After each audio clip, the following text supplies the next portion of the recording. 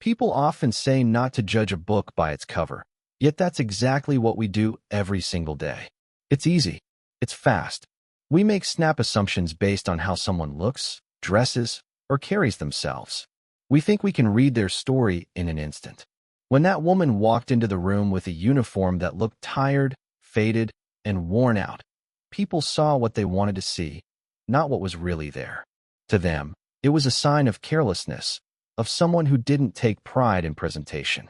What they didn't realize was that the fabric of that uniform carried more weight, more pain, and more pride than any crisp, pressed jacket ever could. That single moment, the laughter, the whispers, the judgment, was a perfect reflection of how society tends to value appearance over authenticity. We live in a culture that rewards surface polish. We've trained ourselves to trust what looks impressive and dismiss what doesn't. But behind every worn sleeve, every faded patch, every scar or wrinkle, there's a story that can't be seen from the outside. That uniform, in its worn state, was a record of service. It had been through rain, dust, heat, and time.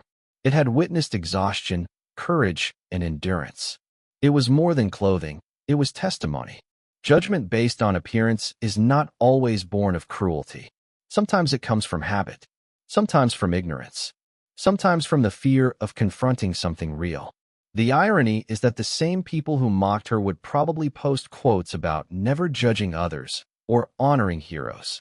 It's easy to say those things when the hero looks clean and photogenic. But what happens when the hero shows up unfiltered, with dirt under their nails, a uniform that's seen too much, and eyes that have seen more than words can describe? Suddenly, admiration turns to discomfort. People don't know how to react to authenticity when it doesn't come wrapped in presentation. In that room, the worn uniform became a mirror. It reflected how shallow our standards can be. It showed how quick we are to rank people without knowing a single truth about them. Society often connects appearance with worth, as if dignity depends on fabric and color rather than on action and integrity. Yet the world's real stories of courage and resilience rarely come dressed for the spotlight. They come in faded cotton, scuffed boots, and quiet faces that don't demand attention. Judging her uniform wasn't just about fabric. It was about misunderstanding value. When someone has served, when they've put themselves through hardship, sacrifice, and fear, their clothing becomes part of that journey. It's not about style, it's about survival. The creases, the stains, the frayed edges, each one speaks. Each one carries memory. The act of mocking it, even unconsciously, is an act of dismissing that memory. It's not the uniform that's being insulted, it's everything that uniform has endured. The tragedy is that many people never look past the surface long enough to see this. They categorize and move on, never realizing the depth of what they've missed. We see it everywhere, in classrooms, in workplaces, in public spaces. The assumptions are constant. This person must be lazy, that one must be uneducated, this one must be arrogant, that one must be weak. We paint entire human beings with the brush of appearance, never pausing to ask what stories their worn uniforms might tell. When we judge, we reveal more about ourselves than about the person we're judging. The people in that room didn't know her, didn't know the unit she'd served with, didn't know the moments that had shaped her. All they saw was something they considered imperfect. That says more about their definition of perfection than about her worth. And yet, if they had stopped for a moment to ask why the uniform looked the way it did, they might have learned something profound. They might have understood that wear and tear can be a sign of service, not neglect. They might have realized that pride sometimes hides in humility, in choosing not to replace the old with the new because the old has meaning. They might have seen that real honor doesn't shine, it endures. Appearance has always been a deceptive storyteller. It seduces us into believing we understand a person when we've barely begun to look. But the truth is, the most powerful stories are invisible, written in sweat, in struggle, in persistence that doesn't advertise itself. That uniform was a chapter of someone's life that could only be read by those who cared enough to look closely. And for those who didn't, the lesson was lost the moment they laughed. A uniform is more than just a piece of clothing. It's a symbol, a language made of fabric, color, and insignia. Every thread carries meaning, every patch tells a story, and every crease holds a memory of what someone has gone through while wearing it. When people looked at her worn uniform and dismissed it as shabby, they didn't just insult her appearance. They dismissed the power of what that uniform represented. They saw only fabric, but that uniform was history, commitment, and identity all stitched together. The power of symbols lies in their quiet strength. They don't have to shout to command respect. They remind us of something larger than ourselves, of duty, of sacrifice, of belonging. A soldier's uniform, for instance, is a promise made visible. It stands for the values that person swore to uphold, even when no one is watching. But when a symbol becomes too familiar, people stop seeing it. They stop recognizing its weight. The uniform turns invisible, reduced to just another outfit, until someone reminds them of its meaning. That's what happened when the Brigadier General read the unit tag. In that small moment, everything changed. The laughter stopped, the air shifted, and silence fell over the room. Because suddenly, what looked ordinary became sacred again. The unit tag carried more than just letters and numbers. It carried a legacy. That tiny patch represented a group of people who had stood in places most of us could never imagine. It represented moments of fear, courage, and loss. It was the emblem of a chapter in history that had demanded everything from those who wore it. Symbols like that are powerful because they connect the past to the present. They remind us that what we see today is built on the shoulders of what came before. When someone wears a uniform, they're not just representing themselves. They're carrying the weight of every person who ever wore it before them. It's a form of continuity, a bridge between generations. The colors might fade, the fabric might fray, but the meaning doesn't disappear. In fact, sometimes the wear and tear make it stronger, more authentic, more human. People often confuse newness with value. A crisp, clean uniform looks professional and commands instant respect. But a worn one, with faded patches and stretched seams, often tells the truer story. It's the story of time spent in the field, of sweat and rain and sleepless nights. It's the story of endurance. To those who understand the language of uniforms, those signs of wear are like badges of honor. They say, "I've been there. I've done the work. I've lived it." But to the untrained eye, they might just look like flaws. That's the danger of forgetting what symbols stand for. We start to misread the signs. The uniform's power doesn't come from perfection. It comes from purpose. It isn't meant to impress. It's meant to serve. When people see a soldier, a nurse, a firefighter, or anyone in uniform, they often see the role, not the reality. They forget that behind every uniform is a person who chose to dedicate themselves to something beyond comfort or convenience. The uniform becomes their second skin, a daily reminder of their oath. And when that uniform shows wear, it's because it has fulfilled its duty. The unit tag in particular holds a kind of sacred authority. It's small, often overlooked, but within it lives identity, not of one individual, but of a collective. It tells where that person has been, who they stood beside, and what missions define them. It's the mark that binds them to others, even those they've never met. When the Brigadier General recognized it, he wasn't just seeing a patch. He was seeing history. He was seeing courage and loss and triumph intertwined. That recognition transformed the room because it reawakened the understanding that a symbol, no matter how small, carries immense emotional gravity. When people insulted her uniform, they were, without realizing it, rejecting that entire language of meaning. They were treating a story like a surface. It's easy to laugh when you don't understand the context. But when context appears, laughter dies fast. That's the nature of powerful symbols. They demand respect once their truth is known. The uniform didn't change that day, the perception did. And that shift came from understanding what the unit tag stood for. Symbols exist all around us, but their power depends on recognition. When we forget what they stand for, they lose their hold on us. But the moment someone remembers, the moment someone looks deeper, that power floods back. A worn uniform, a faded flag, a scarred hand, they're all reminders of something sacred. They speak to commitment, sacrifice, and endurance in a way words rarely can. The uniform wasn't just fabric, it was living proof that meaning doesn't fade even when colors do. Respect is often mistaken for admiration of appearance. People think respect belongs to those who look the part, the ones with polished shoes, crisp collars, and perfect posture. But real respect isn't about polish, it's about purpose. It's about what someone stands for, what they've done, and what they've endured when no one was watching. The woman in the worn uniform didn't walk in seeking approval. She didn't need applause or validation. She was simply wearing the same uniform that had carried her through countless days of service, days that most people in that room could never imagine. Yet, they judged her. They saw wrinkles where there was endurance, fading where there was experience, and where there was meaning. That reaction reveals how deeply conditioned people are to equate appearance with worth. From an early age, we're told to look sharp, present ourselves well, and make good first impressions. Those lessons are valuable in many ways, but they can also blind us to the truth that the neatest surface often hides the least struggle. A perfectly ironed uniform might catch the eye, but it doesn't necessarily carry the weight of real experience. A worn uniform, on the other hand, speaks quietly of persistence, long days, and duty fulfilled without complaint.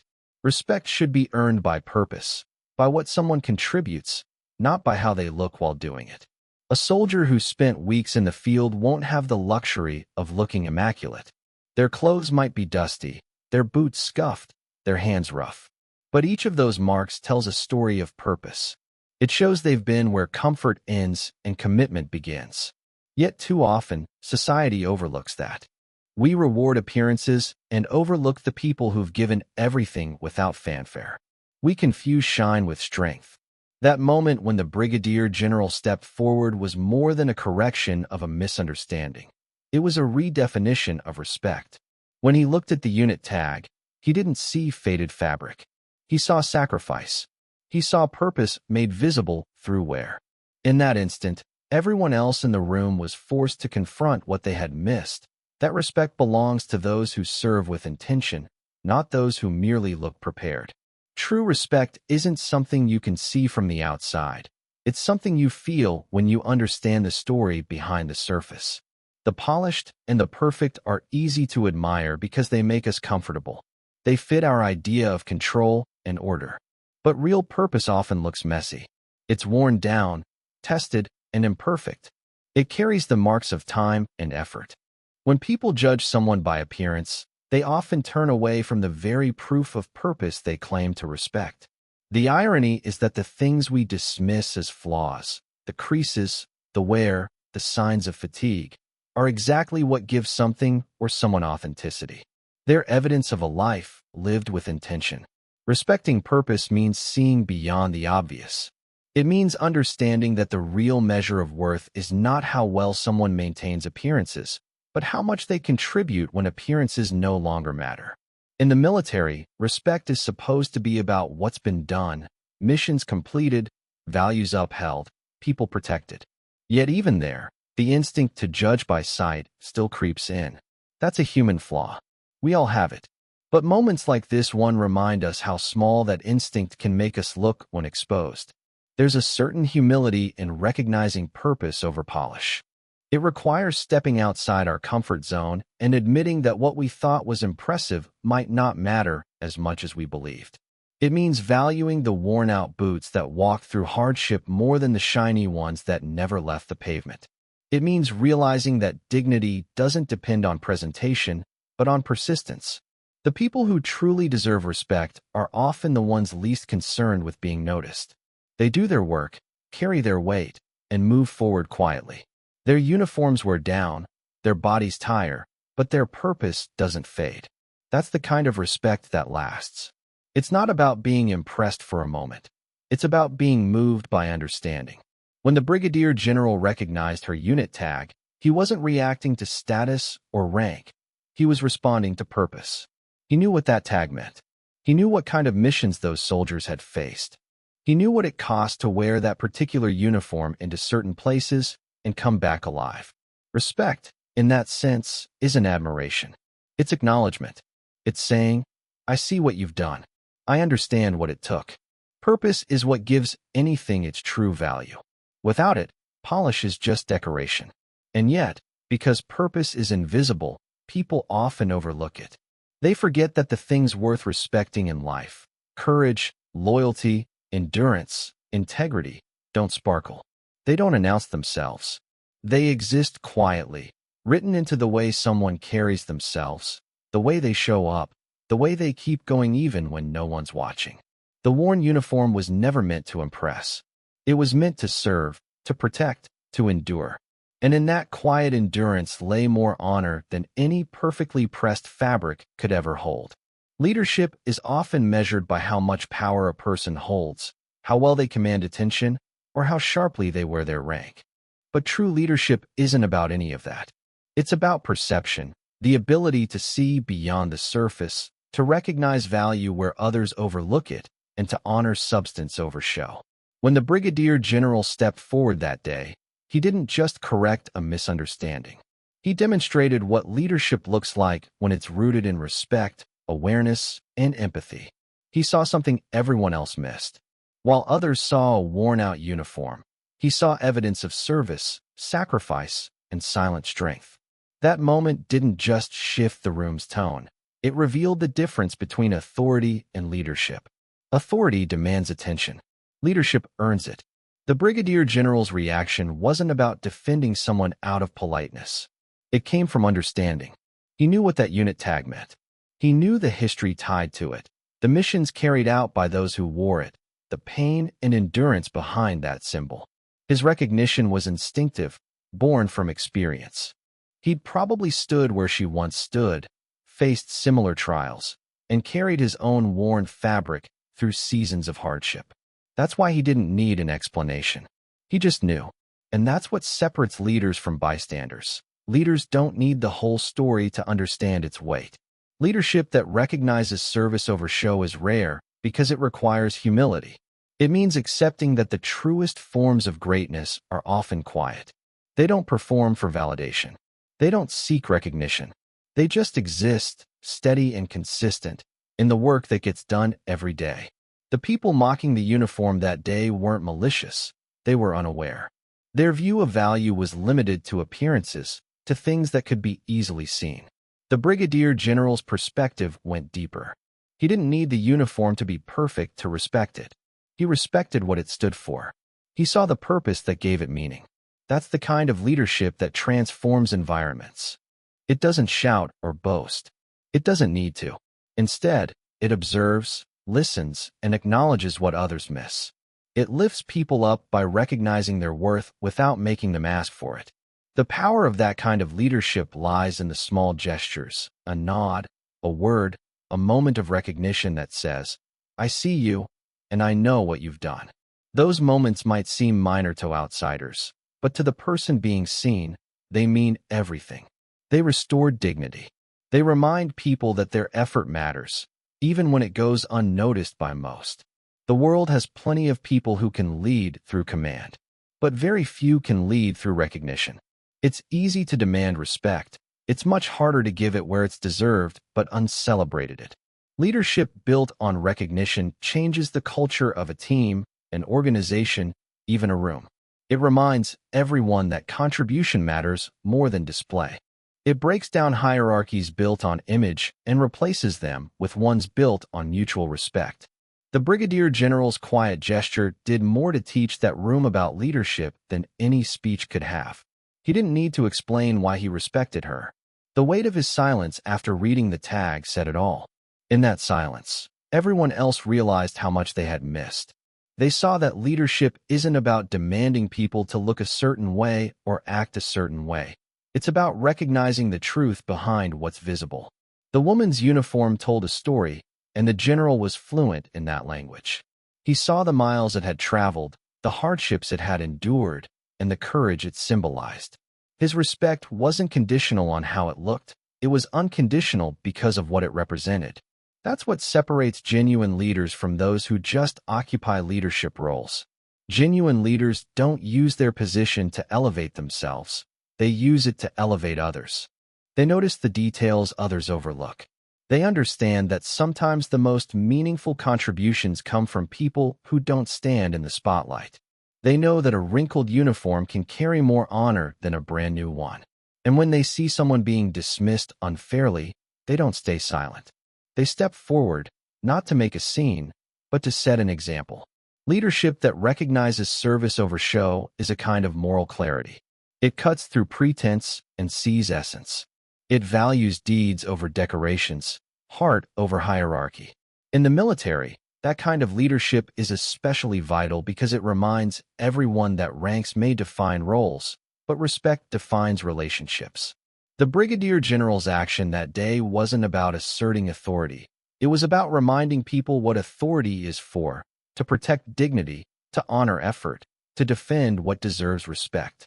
His single act turned judgment into awareness, mockery into silence, and misunderstanding into respect. That's what true leadership does. It doesn't need attention to prove itself. It proves itself by paying attention. The unit tag on her shoulder was small, almost unnoticeable. Most people in the room didn't look close enough to read it. To them, it was just another piece of fabric, part of the uniform's design.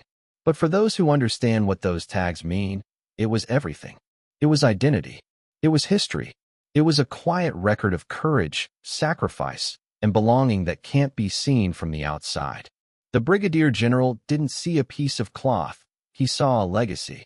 And in that moment, the entire atmosphere shifted from ridicule to reverence, all because of a few letters stitched onto a worn sleeve. Every unit tag carries a story. It connects individuals to the people who came before them and the ones who will come after. It represents not just a group, but a lineage of shared struggle, triumph, and endurance. Soldiers wear those tags with pride because they remind them that they're part of something larger than themselves. They are part of a living history that keeps growing with every act of service. The worn edges of that patch were not a sign of neglect. They were proof of life, of the missions, the training, the fieldwork, the moments that tested strength and courage. To the untrained eye, those symbols mean little. But to those who've served, they're sacred. They mark where someone has been, what they've endured, and who they've stood beside. They're a silent language that doesn't need to be spoken. The Brigadier General could read that language instantly. He didn't need an introduction or an explanation. The tag told him everything. The unit, its history, its reputation, and the weight that came with wearing it. That's why his reaction was immediate. He knew what kind of story that patch held, and that story demanded respect. The power of that moment came from recognition. Everyone else in the room saw a worn uniform and made assumptions. The general saw the same thing, but understood its meaning. That's the difference between perception and understanding. He saw that the faded patch wasn't just part of her uniform. It was part of her identity. It represented nights in harsh weather, missions completed under pressure, and the kind of loyalty that never asks for praise. It represented brothers and sisters in arms, some of whom might not have made it back. That kind of meaning doesn't wash off with time. It stays, embedded in every thread. The story behind the unit tag was a story of legacy and honor. Every unit has its own code, its own traditions, and its own way of building strength through shared experience. When you wear that insignia, you carry every moment that defined the people who wore it before you. You carry their victories, their losses, their lessons. You're not just representing yourself, you're representing everyone who came through that same path. That's why the Brigadier General reacted the way he did. He wasn't just recognizing one soldier. He was recognizing an entire unit, an entire lineage of service that the rest of the room had overlooked. What's powerful about symbols like the unit tag is how quietly they hold meaning. They don't need to be explained to those who know. There's a kind of reverence that exists within that understanding, an unspoken connection between people who have lived through the same experiences. It's a language of respect built not on words, but on recognition. When he read that tag, the general wasn't seeing a rank or a name. He was seeing everything that name represented. He was seeing long marches, lost friends, moments of fear and courage that shaped soldiers forever. He was seeing the weight of that uniform and the pride that came with it. Legacy is built this way. through symbols that seem small but carry worlds within them. The worn tag on her sleeve connected her to a chapter of history, one written not in ink, but in service. The laughter in that room faded because people suddenly realized they weren't looking at an old uniform anymore. They were looking at a piece of heritage, a fragment of something too significant to be mocked. The realization was quiet but heavy, like a truth that had been sitting in plain sight all along, waiting for someone to see it clearly. Honor doesn't always announce itself. It often hides in small details, a scar, a medal, a faded patch. Those who know. Those who don't, overlook it until someone reminds them. That's what the Brigadier General did that day. He didn't lecture or correct. He simply revealed the truth that was already there. He gave that moment back its meaning. The people who had laughed were suddenly confronted with the weight of what they had mocked. And all it took was the reading of a unit tag to remind them that what they thought was worn-out cloth was actually a badge of legacy and pride. Humility is one of those qualities people talk about but rarely practice. It's easy to speak about respect, compassion, and understanding, but humility requires more than words. It demands awareness, the ability to pause before judging, to see value where others see none, to listen instead of assume. In that room, when people mocked the woman's worn uniform, humility was missing. The laughter came from arrogance disguised as confidence. It came from people so sure of their own sense of what respectable looked like that they couldn't recognize dignity standing right in front of them. Then, the Brigadier General looked closer, read the unit tag, and everything stopped. That moment was humility forcing its way back into the room, reminding everyone that what arrogance overlooks, humility understands. Arrogance moves fast. It judges before thinking. It's loud and sure of itself, eager to prove superiority. Humility moves slowly. It observes first, waits, and seeks to understand before forming an opinion. The people who mocked her didn't pause long enough to see the meaning in her appearance. To them, the uniform was worn, therefore she was careless. They filled the silence with assumptions instead of questions. They looked at her through a narrow lens, shaped by comfort and pride. But the general's pause, that single moment of observation, was everything. He looked where others didn't, and because he did, he saw what arrogance couldn't. Humility sees beyond polish. It doesn't need perfection to recognize worth. It doesn't need titles, ranks, or appearances to determine who deserves respect. The Brigadier General's reaction came from humility grounded in experience. He had likely worn uniforms just like hers, ones that had seen exhaustion, hardship, and time.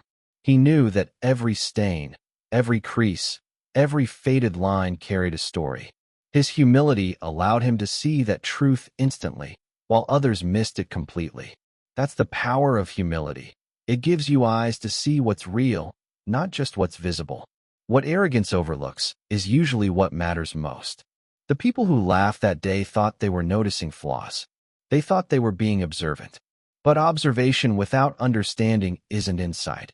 It's blindness in disguise.